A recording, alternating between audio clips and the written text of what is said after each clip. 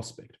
So my expectation is that in the run-up to 2024, we're going to see quite a lot of pressure on Parliament, on the legislative process, to introduce legal changes which the ANC considers to be important for its agenda.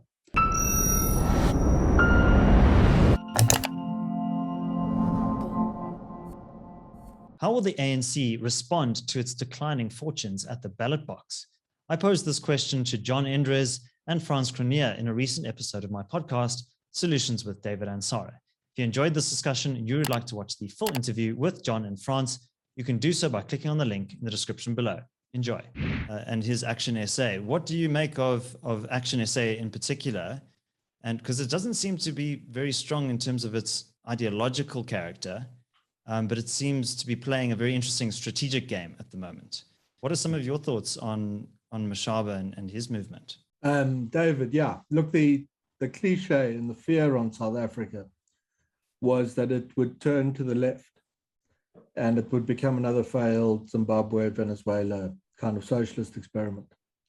And we said that's, of course, a great risk. It remains a risk. But the leaning of the country is actually not there. It leans to the right.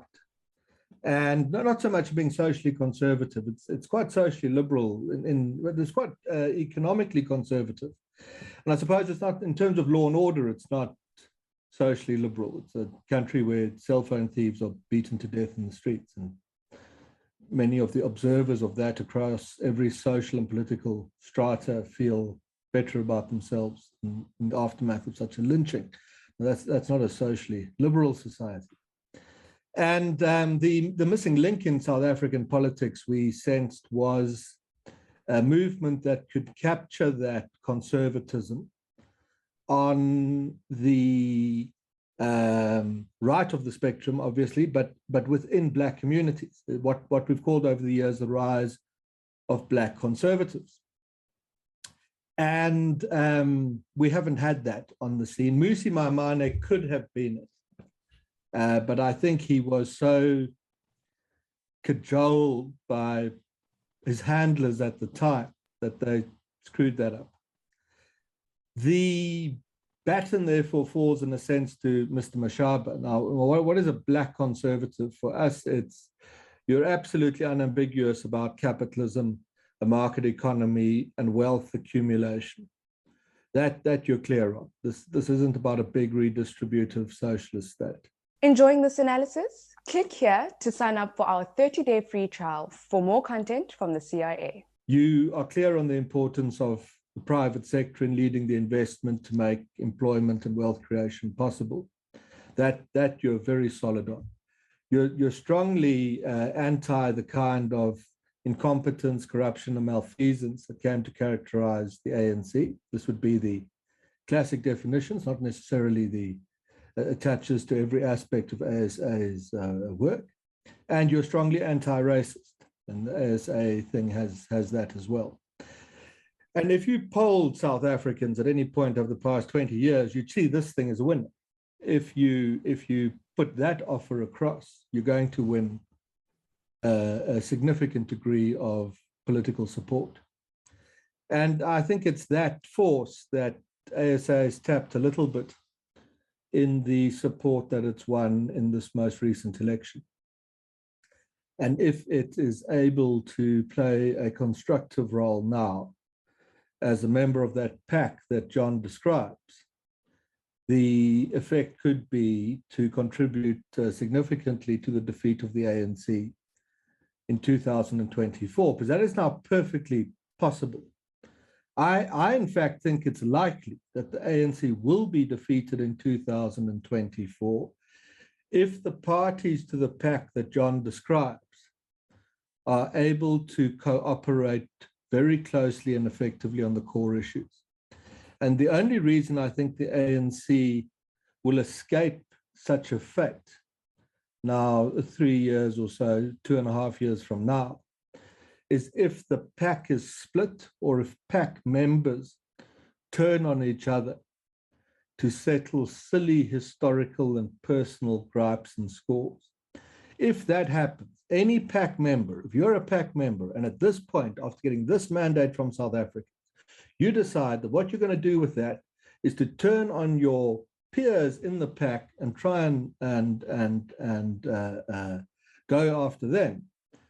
The ANC escapes and it's in the clear. It's as good as just putting the ANC straight back in power to continue with another 5 or 10 years of destructive policy and looting. So if I have a concern, it's a concern we've reached this point. I don't think South Africans realize how close to the moment of reform we perhaps are. It's 901 days or something from when we filmed this, that the next election probably is going to take place. And the morning afterwards, with the ANC below 50, this broad coalition could actually set about forming a reformist government, introducing what many people had hoped the New Dawn reforms would be. We, of course, told you that they wouldn't be New Dawn reforms. And that we were castigated for, but later proved right. So we're close to this thing. And one other thing I'll tell you, then I'll stop, is the pact John describes as a necessary step towards reform. The DA had become a kind of coalescing point for proper opposition to the ANC. But that meant you were sticking black conservatives and evangelical Christians and liberals and all sorts of people in one organization. And liberals, which is what the DA are, and conservatives, I mean, the mainstream confuses them with each other, but they're entirely different things, will fight with each other if you put them in the same tent. There are enough issues of disagreement, not to mention evangelical Christians in the mix and all sorts of others. By breaking them up and allowing each of these little groups to sit in their own tent, you actually get, how's this? I've never used this phrase before, unity in diversity, and sufficiently so to beat the ANC. It's a winner, and it will work as long as the parties to this front actually have the primary objective in mind. And by the time you watch this, you'll have a better sense of that. But if you've seen one of them peel away, it will be very hard. Then, if that happens, then if they're not going to work together towards reform, then that avenue to success for South Africa, the pack, isn't going to work. Then you need to look at new alternatives, and there are a myriad of those that will come up. So, John, how is the ANC going to respond to this new environment? Because they're going to be well aware of their declining fortunes and are going to be using the usual levers at their disposal, patronage and political influence, to try and persuade some of these smaller parties to still support them. So how also will they respond in terms of their policy proposal to the South African electorate? And thirdly, how will they also treat their erstwhile Youth League members who now form the EFF? Will they be reaching out to the EFF in an attempt to bolster their offering? I think maybe, David, as I get into the answers to your questions, we just complete a thought from what Frans said earlier, which is that you and I have spoken on an earlier show about the punctuated equilibrium. And I think this is now exactly the point which we've reached. And the punctuated equilibrium theory says that you have a very long period of stability where things don't change very much, and then a very short, sudden period of big change. And I think that's exactly what's happening now. Such punctuations in the equilibrium don't come along very often. And that also means that when they do come, it is very important to recognize them for what they are and to make use of the opportunity that they present. I think if you miss the opportunity, then you're stuck in another new equilibrium, and who knows when the next opportunity to do something interesting is going to come about. In terms of the ANC, my expectation is that it looks ahead across these 3 years to 2024. It realizes it is in trouble, and it is going to understand that if it wants to implement a legislative agenda, maybe even including constitutional amendments, now is the opportunity to do it, because after 2024, it might no longer be able to do so.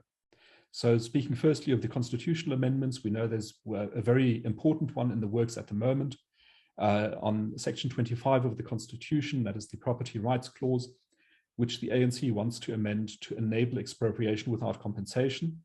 To pass this amendment, it is dependent on support from the EFF in order to get a 2/3 majority. Currently, that 2/3 majority exists as an option, but probably after 2024, it will no longer exist.